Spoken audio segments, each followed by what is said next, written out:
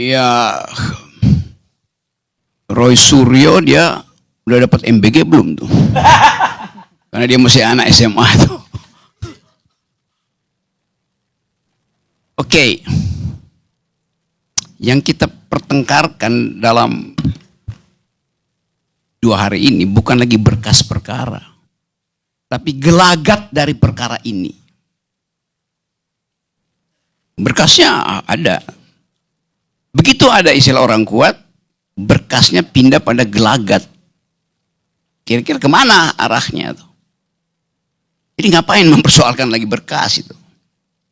Dari awal memang kasus ini kasus tentang gelagat politik yang makin lama dia makin terpolar.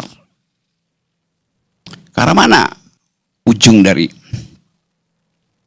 kasus ini? Seandainya Pak Jokowi ijazahnya hilang. Pertanyaan saya, kalau ijazahnya hilang, apakah otaknya juga hilang? Itu yang mau diteliti oleh TIFA. Supaya tidak ada pembuktian bahwa otak orang itu hanya tergantung pada ijazahnya. Kan di balik kasus ini kita bertengkar, emang Pak Jokowi punya otak enggak tuh? Kalau dibuktikan secara sosiologi, secara psikologi bahwa Pak Jokowi berpikir runtut, reasoningnya bagus, kalkulasinya efektif, orang nggak akan persoalin. Mau punya ijazah, mau nggak punya ijazah. Tapi kita masuk di situ tanpa sadar bahwa yang sedang diuji adalah kapasitas berpikir dari hakim, pengacara, tim Jokowi, tim Roy Suryo, tentang kasus ini. Karena itu pada akhirnya ujungnya bertahun-tahun bicara. Saya saksi ahli pertama waktu kasus ini dibuka pertama di Pengadilan Solo dengan akibat saudara Bambang Tri dibui itu. Dari awal saya menganggap bahwa ini akan berakhir pada tema gelagat politik. Dan benar akhirnya hari ini. Orang bertanya, orang kuatnya siapa? Saya buka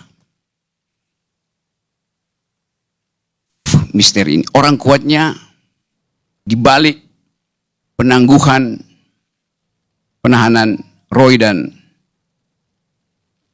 TIFA, orang kuatnya adalah Joko Widodo. Yang menghendaki mereka ditangguhkan adalah Joko Widodo. Lalu orang tanya, lu tahu dari mana, Rok? Kan semua nggak ada yang tahu kan? Maka saya bisa sok tahu. Justru karena orang nggak tahu, saya bisa sok tahu.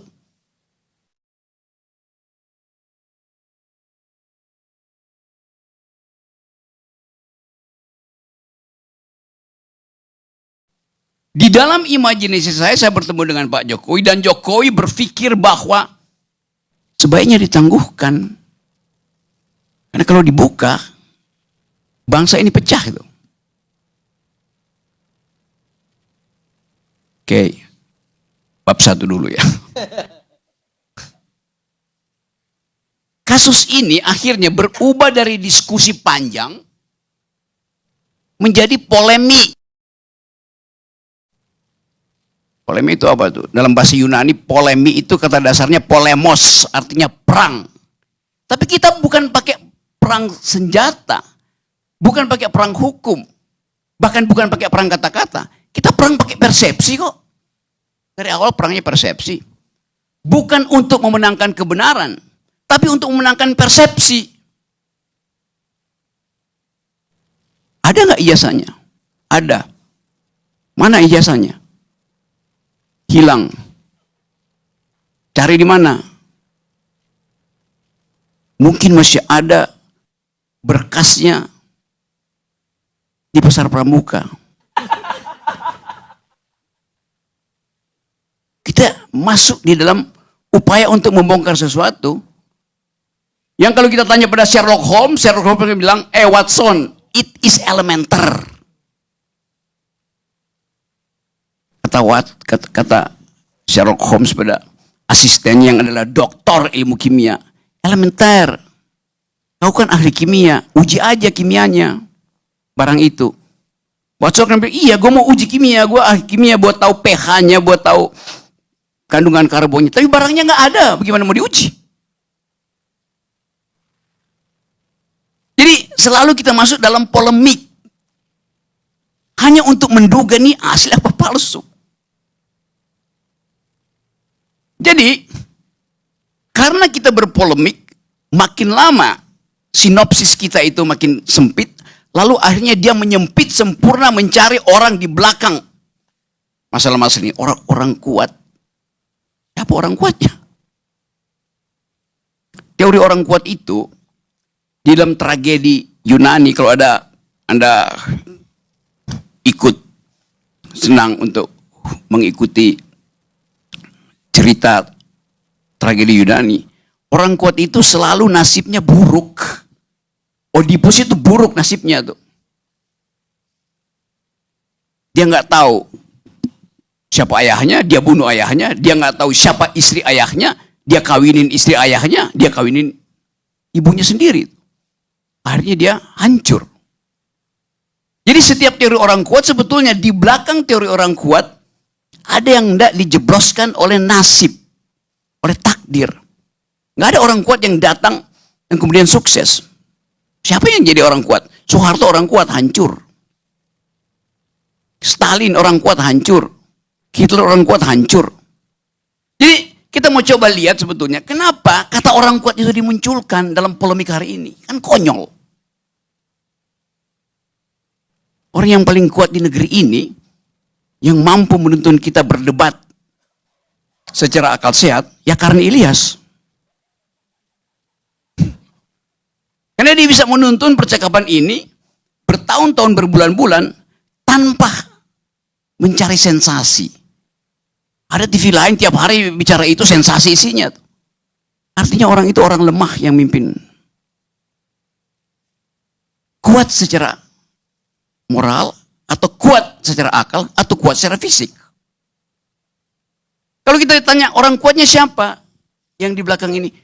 Apakah dia orang kuat yang kekuatannya itu melampaui Bima dan Arjuna misalnya?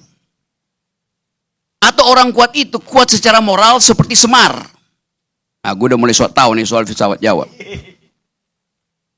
Pada akhirnya orang akan tunggu itu. Sebetulnya. Jadi dalam percakapan yang akan datang, kita masih akan menyaksikan polemik akan berlangsung. Dan betul. Astiari tadi. Ya mungkin 20 tahun baru selesai soal ini kan.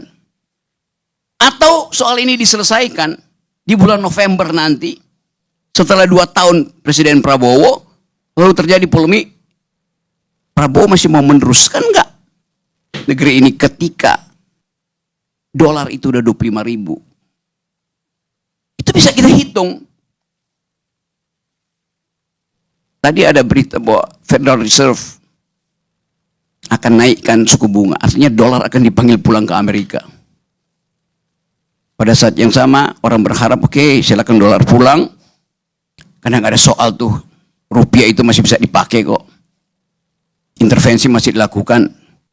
Tetapi kalau Hormuz nggak dibuka, impactnya langsung ke dapur mak-mak. Berhenti kasus Jokowi ijazah palsu. Mama merasa bahwa mau palsu nggak palsu, yang penting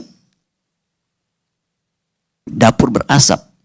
Polemik ini juga akan nyasar ke situ. Jadi variabelnya begitu banyak. Tapi udah masuk ke dalam sistem hukum pengadilan. Ikuti aja.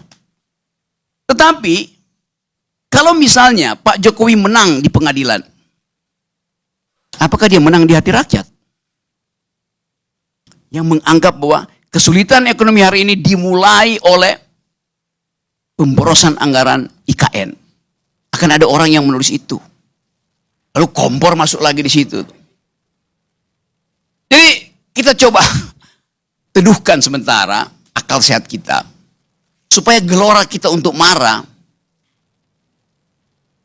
gelora itu, energi untuk marah itu, kita alihkan pada soal-soal persaingan politik hari ini. Dengan kata lain, tadi saya mulai dengan berkasnya ada di situ. Tapi orang tidak mau lihat berkasnya lagi. Orang ingin melihat gelagat dari berkas itu. Apakah nanti kasus Roy Suryo dan Tifa ini akan jadi batu uji tentang ketegangan politik diam-diam antara Jokowi dan Prabowo? Tacit agreement-nya ada di situ. Secara diam-diam orang bersepakat. Memang itu ujiannya. Kenapa? Aturannya dilanggar. Apa itu pelanggaran? Yang kita bicarain tadi. Harusnya ditahan. Kenapa dibebaskan? Pertanyaan politik ada di situ terus. Jadi sekali lagi, buat saya, tetap kita ingin saksikan ini sebagai polemik. Tetapi ada batas pada bangsa ini. Polemik tentang apakah Bung Karno pengkhianat atau bukan. Apakah Bung Karno terlibat PKI atau bukan? Apakah Pak Harto itu agen CIA atau bukan? Semua itu adalah polemik. Yang akhirnya kita akan cari siapa orang kuat yang mengasuh terus polemik ini. Di dalam perwayangan, ada orang kuat namanya Bima.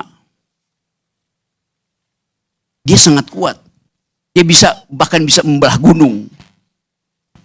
Dia bisa beredar ke semua sudut negeri. Karena dia lahir dari angin. Ngidar kemana-mana. Tapi orang kuat yang namanya Bima punya kelemahan. Dia emosional. Ada Kresna. Yang tertib berpikirnya tuh. Mampu untuk mengolah argumen. Untuk mencari hal yang tidak terucapkan, disembunyikan dalam polemik itu. Bima, lambang dari otot. Kresna, lambang dari akal. Tapi debat, perseteruan antara Kurawa dan Pandawa diakhiri oleh kebijakan seorang gendut perutnya yang namanya Semar. Semar bilang begini, demi keutuhan, saya mengalah supaya kebenaran menang. Terima kasih.